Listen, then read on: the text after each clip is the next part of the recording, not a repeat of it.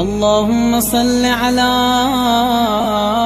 محمد وآل محمد. وہ افراد کہ جو روزہ رکھتے ہیں مگر اس کے باوجود ان کا روزہ صحیح نہیں ہو سکتا ہے، ان میں بیمار افراد بھی ہیں، اور بھی افراد ہیں، مثلا اگر مسافر روزہ رکھے گا تو صحیح نہیں ہوگا. دوسرے کچھ افراد ہیں جو روزہ رکھیں تو ان کا روزہ صحیح نہیں ہوتا ہے. اسی طرح سے بیمار آدمی اگر روزہ رکھ لے تو اس کا روزہ بھی صحیح نہیں ہوتا ہے. مگر بیمار سے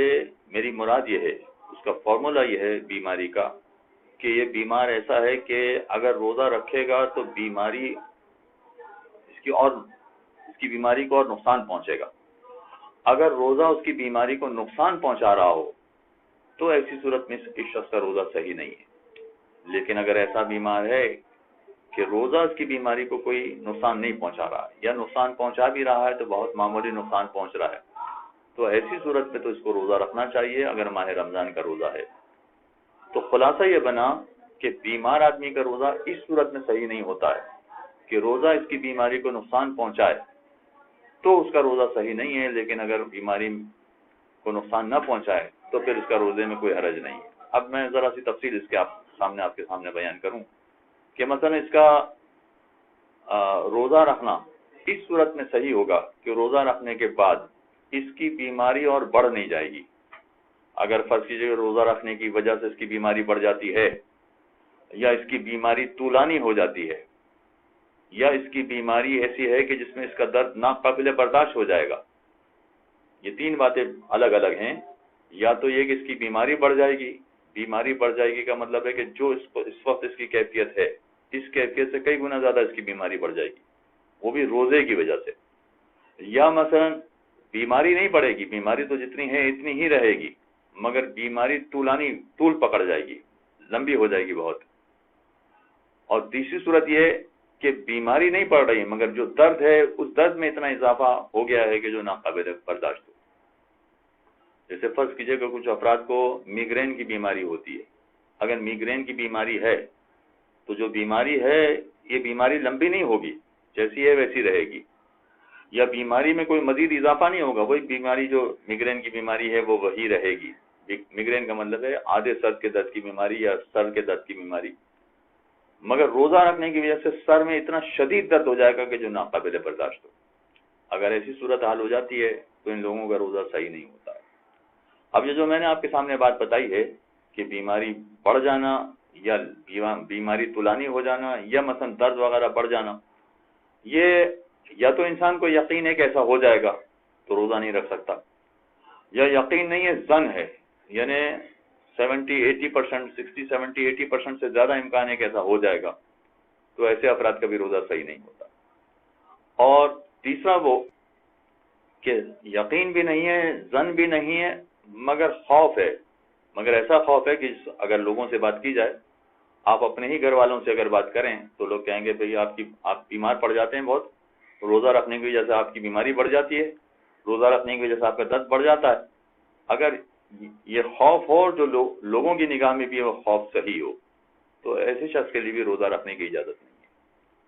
چنانچہ اگر یہ روزہ رکھے گا تو اس کا روزہ صحیح نہیں ہوگا. ہاں یہ ڈاؤٹ ہے کہ پتہ نہیں ہے اس طرح سے بیماری بڑھے گی یا نہیں، درد بڑھے گا یا نہیں، تو پھر ایسے افراد کو روزہ رکھنا پڑے گا. یا تو یقین ہو کہ ایسا ہو جائے گا، یا ظن ہو کہ بیماری بڑھ جائے گی، یا خوف ہو ایسا کہ جس میں یہ سارے جو آپ کے ارد گرد لوگ ہیں وہ آپ اس کی تائید کر رہے ہوں کہ ہاں آپ کے درد میں اتنا اضافہ ہو جاتا ہے جو ناقابل برداشت ہے. اگر یہ تین چیزیں ہیں تو ایسی صورت میں ایسے افراد کا روزہ صحیح نہیں ہوتا، چنانچہ یہ افراد روزہ نہیں رکھ سکتے.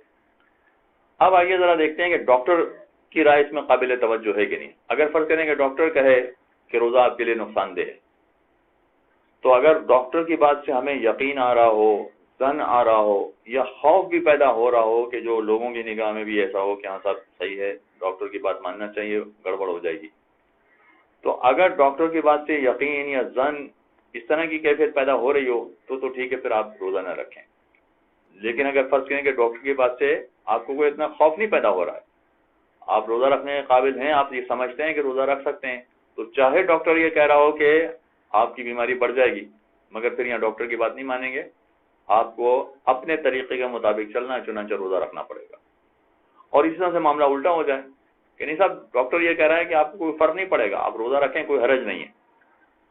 ڈاکٹر تو کہہ رہا ہے کہ کوئی فرق نہیں پڑے گا، مگر ہمیں اپنی بیماری کو دیکھتے ہوئے یقین ہو رہا ہے یا ظن ہو رہا ہے یا ایسا خوف ہو رہا ہے کہ جو لوگوں کی نگاہ میں بھی قابل توجہ ہے، تو چاہے ڈاکٹر یہ کہہ رہا ہے کہ روزہ رکھنے سے کوئی فرق نہیں پڑے گا، مگر ہم جانتے ہیں کہ ہماری بیماری بڑھ جائے گی یا درد ناقابل برداشت ہو جائے گا، تو ایسی صورت میں روزہ رکھنا ضروری نہیں ہوگا۔ ڈاکٹر کہہ رہا ہے کہ کوئی حرج نہیں، مگر ہم جانتے ہیں، تو ایسی صورت میں روزہ نہ رکھیں تو کوئی حرج نہیں ہے۔ چنانچہ حقیقت میں ڈاکٹر کی رائے کی کوئی اہمیت نہیں ہے، خود ہمیں اپنے آپ کو دیکھنا پڑے گا کہ ہماری بیماری کیسی ہے کہ ہمارے لیے روزہ رکھنا صحیح ہے یا ہمارے لیے روزہ رکھنا صحیح نہیں ہے۔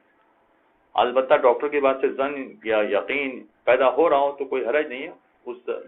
اس بات کی بھی توجہ بن جائے گی، مگر وہ ہمارے یقین اور ظن کی وجہ سے ہے، حقیقتاً ڈاکٹر کی وجہ سے نہیں ہوگی۔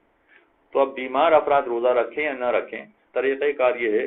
کہ اس کلیے کے مطابق دیکھ لیں کہ ان کو روزہ رکھنا چاہیے یا نہیں۔ اللهم صل على محمد وآل محمد